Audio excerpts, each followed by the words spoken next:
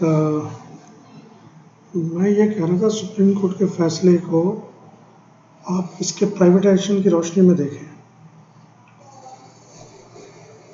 जिस तरह से जाते जाते ये जज जो है अरुण मिश्रा, क्योंकि उसने तो शपथ ले लिया कि रिटायरमेंट के बाद वो किसी पद को स्वीकारेगा नहीं, किसी बड़े प्राइवेट अडानी अंबानी के किसी इंस्टीट्यूशन को ज्वाइन नहीं करेगा। ये तो कसम खा के गया वो, ना वो गवर्नर बनेगा रिटायरमेंट के बाद, ना किसी बोर्ड का किसी कमीशन का चेयरमैन बनेगा। बस रिटायरमेंट हो गई, काम खत्म हो गया। तो ये तो कसम खा के गया वो। अब इधर आ जाएं कि रेलवे को प्राइवेटाइजेशन की रोशनी में इसके फैसले को देखें। 50,000 परिवार, आने वाली ठंड, बारिश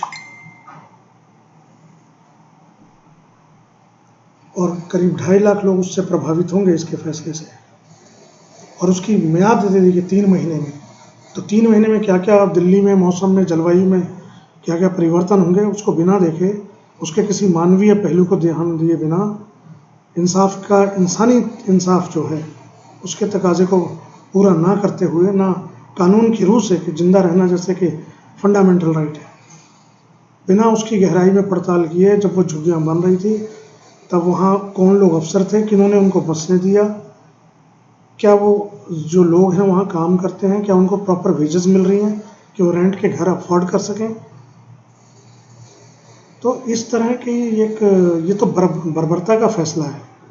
कोई दिमाग ज़हनी तौर पर कोई इंसान बर्बर होगा, क्रूर होगा, वो इस तरह के फैसले दे सकता है, कोई और नहीं। तो इसको इस रोशनी में देखें। और दूसरी बात, जब रेलवे प्राइवेटाइज हो रही है तो उसकी ज़मीनों का मसला है। तो क्या उन्होंने फैसले में लिखा कि जो झुग्गियाँ हटाई जाएंगी उन ज़मीनों पर कोई भी कंस्ट्रक्शन, कोई भी किसी तरह का कोई भी निर्माण नहीं होगा? दिल्ली है, दिल्ली के अंदर रेलवे की बहुत ज़मीन है, बेशकीमती ज़मीन है। तो बिल्डर माफिया की, भू माफिया की उन पर नज़र है। तो ये इस तरह के जो फैसले जब आते हैं तो हमें तो सोचना पड़ेगा, क्योंकि हम उस फैसले से प्रभावित होते हैं।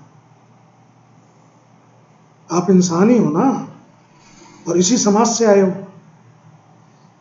तो तुम्हारे फैसले तुम्हारे प्रेजुडिस माइंड में, तुम्हारी फैमिली बैकग्राउंड से भी निर्धारित होते हैं, क्योंकि तुम उस क्लास को, इस क्लैन को ताल्लुक नहीं रखते जो उससे सफ़र होगा।